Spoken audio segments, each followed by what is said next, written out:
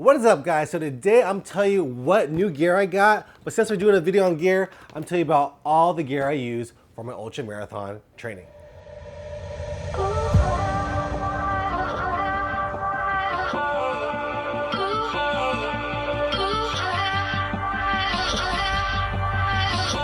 guys, so this is not a sponsored video. This is all the stuff that I pretty much bought myself. And you know, a lot of times I have to buy things myself and I have to buy things on sale, or I receive stuff for free. And a Reeboks is something that I received at the TRE, the running event over in Austin. I'll be going there again. This is the shoe right here. It's the Float Right Energy 4 Adventure. It's a road to trail shoe. It's one of my favorites. I've been using it. They do have a couple issues, but I'm willing to live with those. And because of that, I bought me a second pair. So this is the second pair of Float Right Energy 4. The best things about these shoes, especially for me, is that they are cheap. So this is the shoe right here. This is the Float Right Energy 4 Adventure. This is my old one. So I've got a few miles in this. I've been using this for running, for walking, for casual use, which you're not supposed to. So I figured if I'm gonna do some more training and do a lot more miles, because running a 100-mile ultra marathon doesn't mean you're running 100 miles. It means you're running like 500, 600, 700, 800 miles before you run your 100-mile. So that's why I needed a new pair. So this is the other one. I like this colorway too. I kind of prefer this colorway, but these are nice too. So these are some of my shoes that I'll be wearing. And I'm gonna be bringing out two shoes to the run on Rocky Raccoon, because you gotta have two pairs of shoes just in case these don't feel good after 50 miles, 60 miles. You might want to switch out to something else.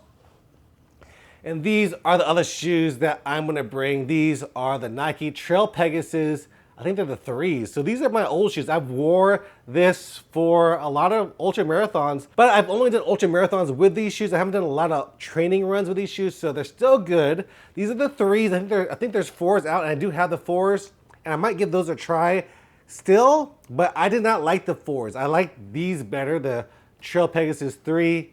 These were comfortable shoes for me, and I really liked running in these shoes. I ran 100K in them, so that means I'll probably be okay running 100 miles of them. I did look on Amazon if I could still buy this version of the shoe, because again, I have the newer versions, I just don't like them, but I'm gonna give them a try on a training run. Maybe they need to be broken in, but from my experience, if they need to be broken in, then they're not gonna be the shoe for you. So these shoes, I love these Nike Trail Pegasus 3s, and these are my other shoes, the Float Ride Adventure 4. So these are my two shoes that I'll be running with during the Rocky Raccoon 100. So let's talk about some other gear that I have, and let's go ahead and start off with the pack that I'll be wearing.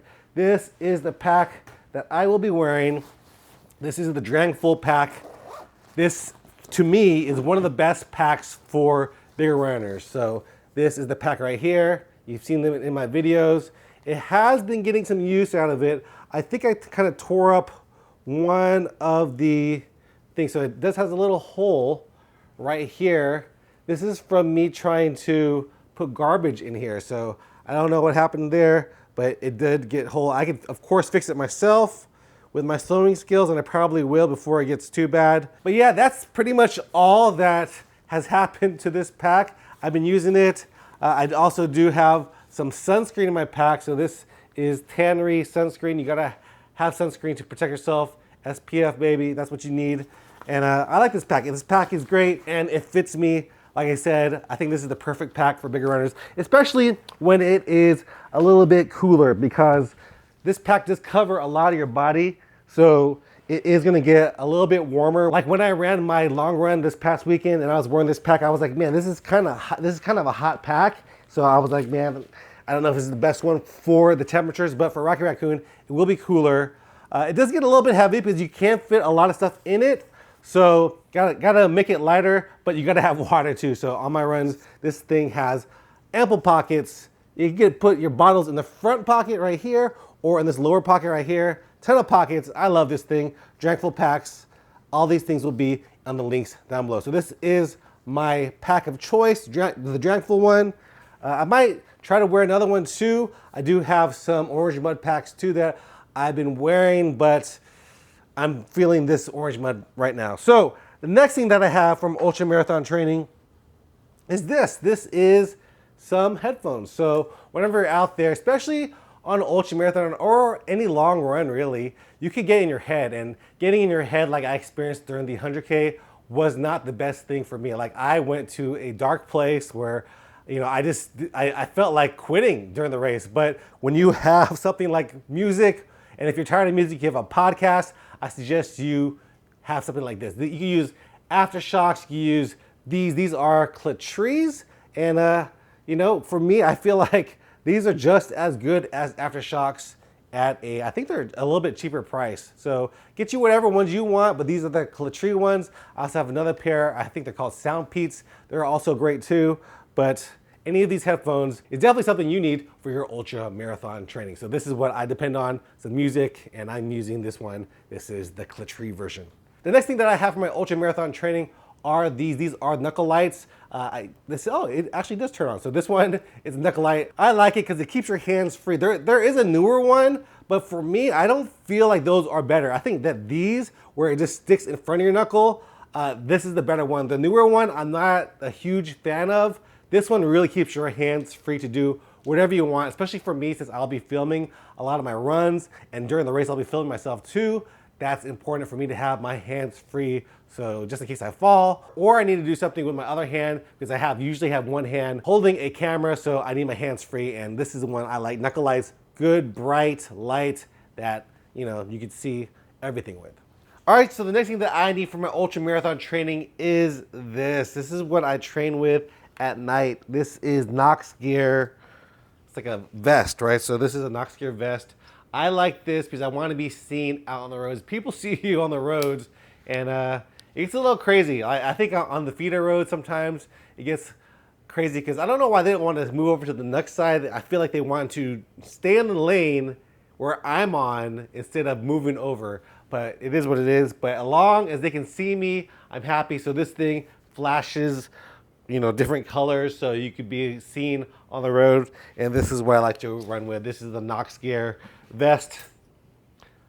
I like this for my training because it's hot here in Texas, and it's better to train at night or early in the morning when the sun is not even out, because I'm a big dude and I can only train when the temperatures are nicer. And that vest definitely helps me training whenever it is dark outside. The next thing that I need for my ultra marathon training is anti-chafing gear. I have not been putting this all over myself before the runs, but I'm definitely going to start doing that now. It's better to prevent stuff before it happens, because once you start chafing, it's just not a good feeling. So this is something that I use, and this has actually been in my truck like the whole summer, and you can see right there, it is not melted. You know, other things that I have, they do melt. This is a Gold Bond Friction Defense right here. I like this. This is the one that I get it at CVS or wherever. But you also have something like this, Squirrel's Nut Butter. This is what I've been using on my runs, and it does melt on you. So if you can see right here, it's been melted inside there, especially with my body heat. Just running with this in my vest, my own body heat will melt this Squirrel's Nut Butter. And I love this stuff, but for me, this Gold Bond Friction Defense, this is where it's at. This does not melt in the summer, and it's dealt with 140, 150 degrees in my car in the summer, and it's not melted. So this is what I love. The next thing that I have for my training, especially for my ultra marathon, to protect my car, wipe my sweat off, it's this. This is an orange mud towel right here. So this is the orange mud towel. I love this thing. It has loops right there, so you can see these loops over here. What you can do is wrap yourself around it, and it'll be a secure fit. So you just put the loops in there, and this is a nice secure fit around your body. You won't be flashing anybody if you're changing your clothes.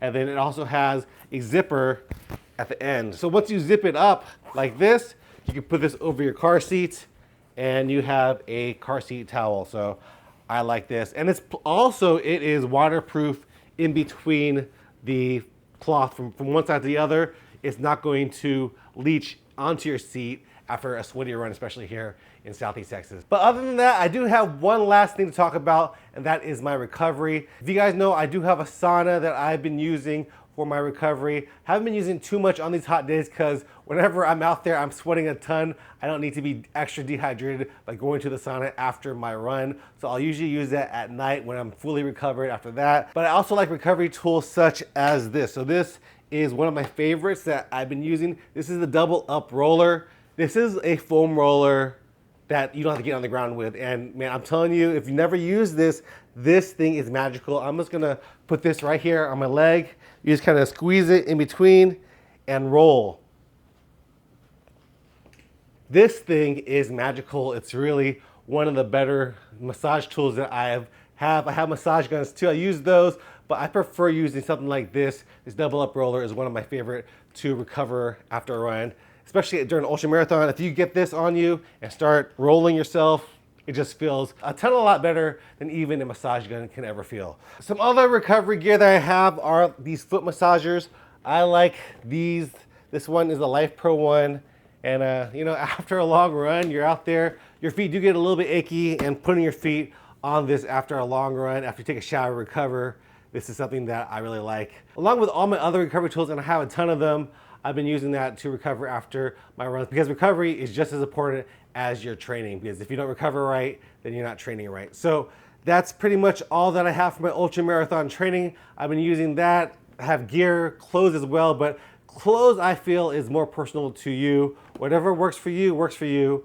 Just as long as you get that chafing gear on you, you'll be just fine out on your runs. So yeah, that's pretty much it for this video. Hope you guys enjoyed seeing all the things that I use for my ultra marathon training. There's some other stuff too that I left out, but we'll probably have to do that in another video. So hope you guys enjoyed it. Leave me a comment down below, subscribe to my channel, and I'll see you guys in the next one. Peace out.